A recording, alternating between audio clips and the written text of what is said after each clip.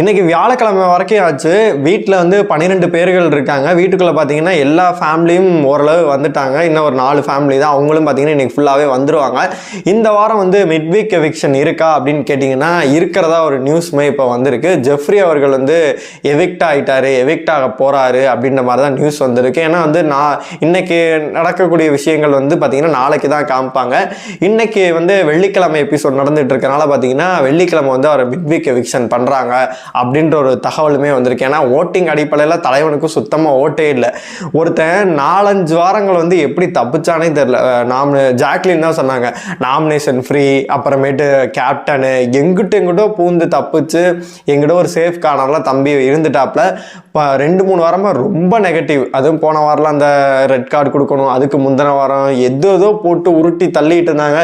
எப்படியாச்சும் நாமினேஷனில் சிக்கிடணும் அப்படின்னு சொல்லிட்டு எதிர்பார்த்தாங்க. ஏன்னா உள்ளே இருக்கவனு வந்து இவன் ஒரு சாஃப்ட் கார்னர் பார்த்து பார்த்தீங்கன்னா நாமினேட்டே பண்ணாமல் இருந்தானுங்க.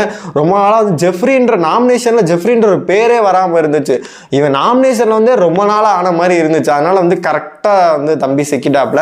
மிட்வீக் எவிக்ஷனில் வந்து ஜெஃப்ரி அவர்களை எவிக்ட் பண்ணிவிட்டு வீக்கெண்டில் வந்து அன்ஷிதாவை வந்து எவிக்ட் பண்ண போகிறதாகவும் ஒரு நியூஸ் வந்திருக்கு. ஏன்னா மக்களை இப்போயே பார்த்தீங்கன்னா வீட்டுக்குள்ளே வந்து ஒரு 12 பேர் இருக்கானுங்க.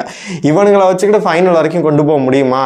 பார்த்தீங்கன்னா இப்போ ஃபேமிலி டாஸ்க்கு வந்துட்டு 12 பேர் இருக்க ஒரே சீசன் இந்த சீசன் அப்படின்னு தான் சொல்லணும். அதனால வந்து ஜெஃப்ரி இப்போ எவிக்ட் பண்ணிட்டு வீக்கெண்டில் வந்து அன்ஷிதா எவிக்ட் பண்ணிட்டு அடுத்த வாரம் பார்த்தீங்கன்னா நாமினேஷன் வந்து மேபி எல்லாரும் கூட ஆகலாம். அடுத்த வாரம் வந்து டிக்கெட் டு ஃபைனல் டாஸ்க் வந்து கண்டிப்பாக நடக்கும். அதில் ஜெயிக்கிறவங்க பார்த்தீங்கன்னா யாருமே நாமினேட் பண்ண முடியாது. இனிமேல் நாமினேஷன் ஃப்ரீ இல்லை அப்படின்ற மாதிரியும் சொல்லிட்டாங்க. அடுத்த வாரம் தலைவர் இருக்காரா இல்லையா அப்படின்னு சொல்லிட்டு தெரியவே இல்லை. அது கேன்சல் ரத்து செய்யப்படுகிறது அப்படின்ற மாதிரி சொல்லியிருக்காங்க.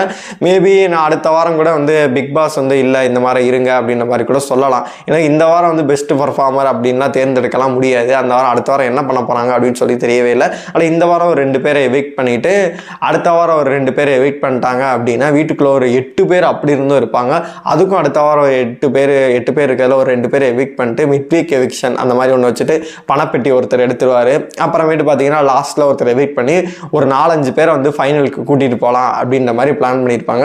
இப்போ என்னைய பொறுத்த வரைக்கும் உங்களுக்கு வந்து உங்களுக்கே நல்லா தெரியும் டைட்டில் யார் அடிப்பா அப்படின்னு சொல்லிட்டு.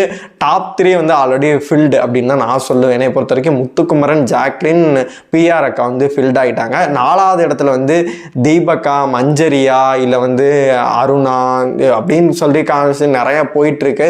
உங்களை பொறுத்த வரைக்கும் அந்த டாப் 5ல் யார் இருந்தால் நல்லாயிருக்கும் அப்படின்னு சொல்லிட்டு நீங்கள் நினைக்கிறீங்களோ மறக்காமல் கமெண்ட் பாக்ஸில் சொல்லுங்கள். அது மட்டும் இல்லாமல் இந்த மிட்வீக் எவிக்ஷன் ஜெஃப்ரி போகிறத பார்க்க போது உங்களுக்கு கருத்துக்கள் எல்லாத்தையும் கமெண்ட் பாக்ஸில் சொல்லுங்கள்.